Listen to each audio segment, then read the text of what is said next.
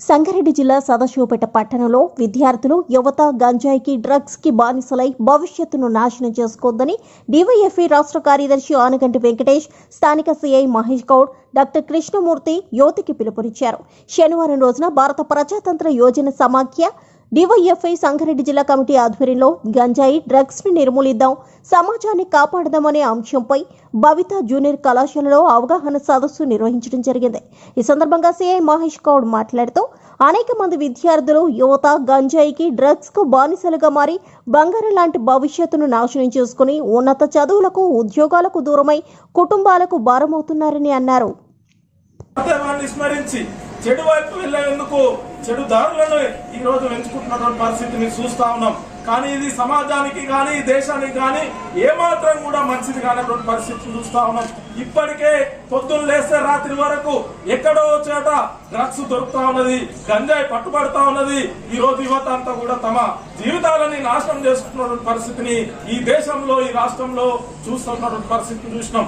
ఇంత ముందుకు ఇది ఒక హైదరాబాద్ కేంద్రంగా డ్రగ్స్ దొరికేది, గంజాయి దొరికేది, దీంట్లో సినీ సెలబ్రిటీలు ఉండేది తప్ప మిగతా వాళ్ళు కూడా ఎవరు వ్యాపారవేత్తలు ఉండేది తప్ప మిగతా వాళ్ళు ఉండలేదు. కానీ ఈ మధ్య కాలంలో మా డివైఎఫ్ఐ యువజన సంఘం ఈ యువకుల యొక్క సమస్యల కోసం పనిచేసే యువజన సంఘంగా, అదేవిధంగా విద్యార్థుల కోసం పనిచేసే యువజన సంఘంగా ఈ రోజు రాష్ట్ర వ్యాప్తంగా ఉన్నటువంటి 365 గ్రామాలు ఎంచుకుని సర్వే నిర్వహించినాం. ఈ 365 గ్రామాల్లో కూడా సర్వే చేస్తే 323 గ్రామాల్లో గంజాయి సేవించే వాళ్ళు ఉన్నారని చెప్పేసి మా సర్వే రిపోర్ట్ వచ్చినటువంటి పరిస్థితి ఉన్నది. ఒక పల్లెల్లో ప్రవేశించినటువంటి పరిస్థితి ఉన్నది, మారుమూల గ్రామాలకి గంజాయి ప్రవేశించినటువంటి పరిస్థితి ఉన్నది. ఈ గంజాయి సేవించి కళలు అన్నటువంటి ఎన్నో ఆశలు పెట్టుకున్నటువంటి నా కొడుకు నా బిడ్డ ఈ రోజు చదివిస్తే రేపు మాకు ఉపయోగం ఉంటారు, మాకు అండగా నిలబడతారని చెప్పేసి వాళ్ళు కాయ కష్టం చేసి చదివిస్తే ఈ రోజు కొంతమంది, అందరూ కాదు కొంతమంది చెడు వైపు ప్రయాణిస్తా ఉన్నారు. తల్లిదండ్రుల యొక్క ఆశల్ని అడియాసలు చేస్తున్నటువంటి పరిస్థితి ఉన్నది గంజాయి డ్రగ్స్ సేవించి. అంతేకాదు గంజాయి కోనివ్వలేదని కన్నవారిని కడదర్చినటువంటి ఉదాంతాలు మన రాష్ట్రంలో చూస్తా ఉన్నాం. అంతేకాదు ఈ గంజాయి సేవించి ఇప్పటిదాకా పెద్దవాళ్ళు చెప్పిండ్రు, సార్లు చెప్పారు, ఈ గంజాయి సేవించి మొత్తం పిచ్చి వ్యవహారంగా చేస్తున్నటువంటి పరిస్థితి ఉన్నది. మానసికంగా వాళ్ళు ఏం చేస్తున్నారో వాళ్ళకే.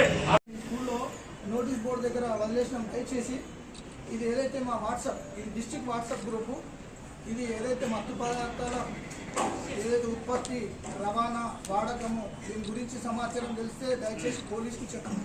ఎవరికి డిస్క్లోజ్ చేయబడవు, గోప్యంగా ఉంచబడతాయి. దీనివల్ల ఏమవుతుందంటే స్టూడెంట్స్ ఎవరన్నా ఒకరి దగ్గర నుంచి తీసుకుంటున్నారంటే ఇలా కౌన్సిలింగ్ చేయడము, అమ్మేటోని కేసు 6 DCMలో దగ్గర 500 కేజీలు, 500 కేజీలు కాదు 5,000 కేజీలు, అంటే ఈ 4 సంవత్సరాలు 5,000 కేజీలు పట్టుకున్నాం. కానీ అది ఎంతో తెలుసా, సముద్రంలోకి వచ్చి మనం గ్లాస్ నీళ్ళు తీస్తే, సముద్రంలో నుంచి గ్లాస్ నీళ్ళు తీస్తే ఎంత పాటో మనం పట్టుకున్నది అంతకంటే తక్కువ. అంటే ఈ తలపాలలో చూస్తే మనం పట్టుకున్నది చాలా చిన్న పాట, 5,000 కేజీలు కూడా చిన్న పాట. కానీ దానివల్ల ఏం లాభం?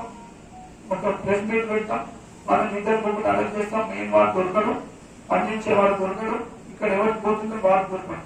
ఎందుకంటే మన సిస్టమ్ లో వాటి 24 hours లో ఇమీడియట్ గా మనం అరెస్ట్ చేసి పంపాలి. కాబట్టి మా చేతులు అంతకే పెట్టిపోతుంది. తర్వాత మనకున్న బిజీలో అక్కడ ఉన్న పట్టాలేక ఇక్కడ ఉన్న పట్టుకోలేదు. అంటే మన సదాశివపేట పట్టణం పోలీస్ స్టేషన్ లో ఈ హైవే మీద వెళ్తున్న వెహికల్స్ లలో 5,000 కింద మనకు 3-4 సంవత్సరాలు పడితే ఇక మనం కొన్నిసార్లు మనకి ఇన్ఫర్మేషన్ ఇచ్చే పట్టిన ఎక్కడి నుంచి ఇన్ఫర్మేషన్ తీసుకుంటూ ట్రాక్ చేస్తూ టోల్ ప్లాజా తీసి వెహికల్ నెంబర్ తీసుకుని ఇన్ఫర్మేషన్ పెట్టి పడితే అది పట్టింది. లేకపోతే మన రెగ్యులర్ డ్యూటీలో ఉంటే ఎన్ని వెహికల్స్ పోతున్నాయి తెలుసా?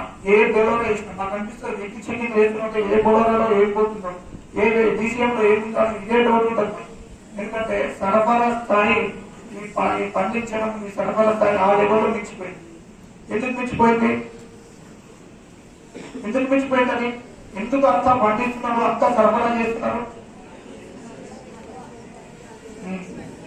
ఒకప్పుడు ఎవరో ఊర్లో కొంచెం అక్కడిక్కడ ఈ మాస్ ఏరియాలో ఉండేవాళ్ళు, లేదంటే కొంచెం అలవాటు ఉన్న వాళ్ళు తాగుతున్న డిమాండ్ లేదు.